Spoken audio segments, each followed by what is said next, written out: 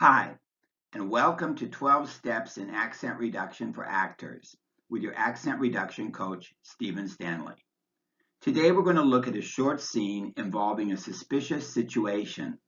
But first, make sure you've already watched my 12 Steps in Accent Reduction for Actors, the Basics video for an introduction to my 12-step program. In today's scene, Chris and Drew are discussing a suspicious situation at work. Pause the video in order to give yourself time to read the scene, silently or aloud. Then restart the video when you've finished. Since you've already viewed my 12 Steps the Basics video and know about the steps, now is your chance to put them into practice, beginning with step 1. I'll be doing this with both Chris's lines and Drew's, but of course you'll only need to do that for the role that you yourself are playing. So first of all, highlight the consonant and vowel sounds that might give you trouble because of first language interference. Naturally, the sounds you highlight will depend on your native language and the particular difficulties you tend to have when speaking English. But for this video, I'm highlighting the voiceless TH sound in words like think and something.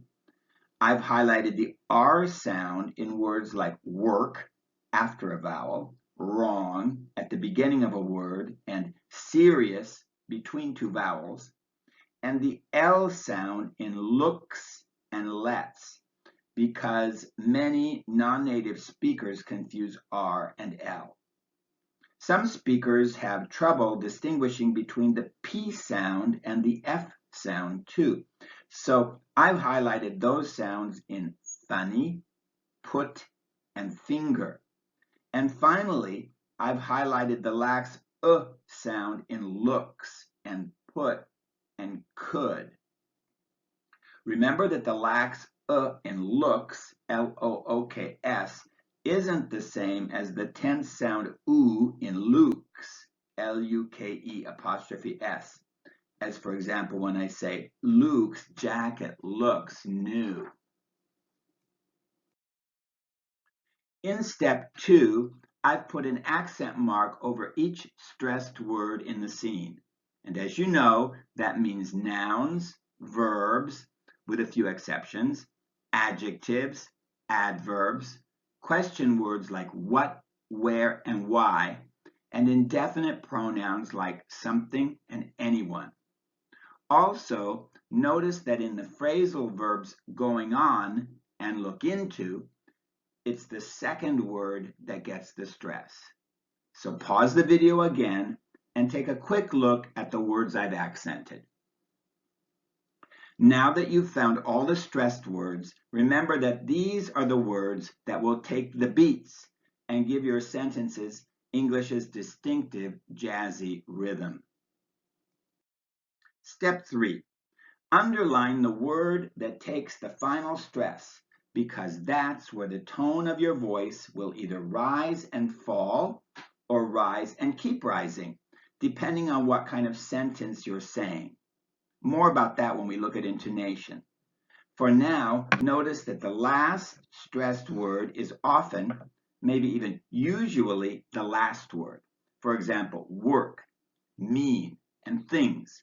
But also notice that when Chris says, I can't put my finger on it, finger isn't the last word, but it's the last stressed word. And the same is true when Chris says, let's look into it. Into is the last stressed word, not it.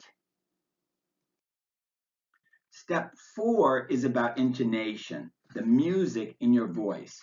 And so I've drawn a line over each sentence to indicate where the tone of your voice rises or falls. Most of these sentences are statements or information questions, so they have rising, falling intonation. What do you mean? What things? I don't like the looks of things. But Chris's question, do you think something funny's going on at work? Do you think something funny's going on at work? Is a yes-no question, so it has rising intonation. And when Chris says, I can't put my finger on it, I can't put my finger on it, we use pause intonation.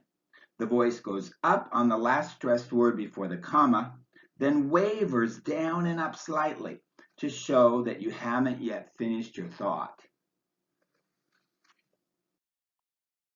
In step 5, you will cross out reduced vowels to remind you to pronounce them This can mean reduced vowels in unstressed syllables of multisyllable words like the unstressed syllable in imagination, or unstressed one-syllable words whose vowel sound reduces to For example, the word at in work, or the modal could in it could be serious.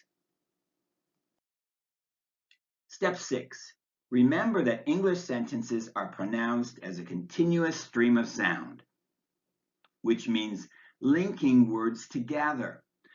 Drawing a small curved line between each connection can help you remember this.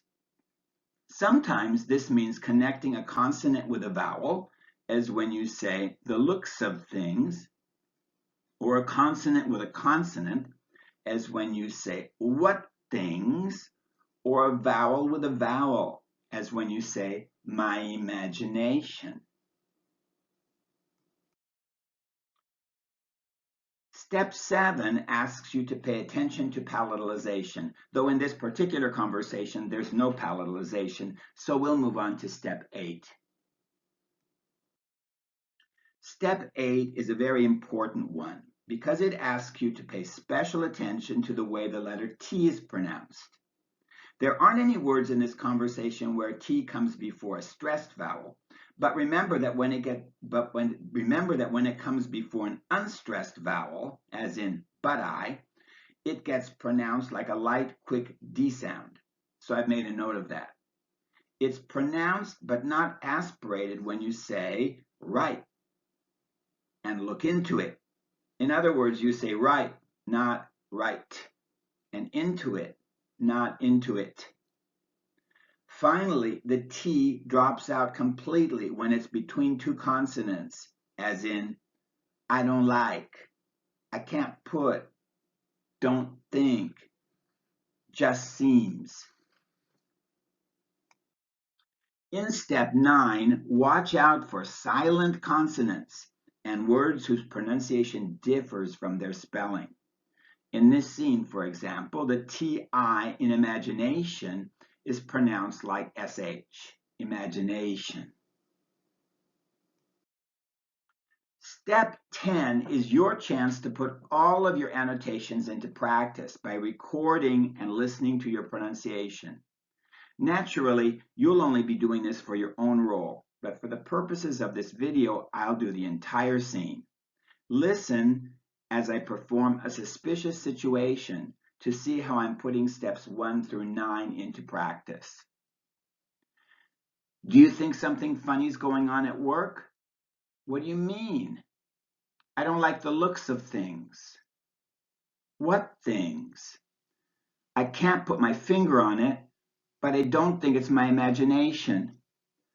Something just seems wrong. It could be serious. Okay, let's look into it. Let me do that one more time. Do you think something funny is going on at work? What do you mean? I don't like the looks of things. What things? I can't put my finger on it, but I don't think it's my imagination. Something just seems wrong. It could be serious. Okay, let's look into it. Step 11, practice, practice, practice. And step 12, remember that methodology and acting class techniques are not enough if English isn't your first language. Now, pause the video and practice the scene on your own. You can also find the scene in the video description on my YouTube page.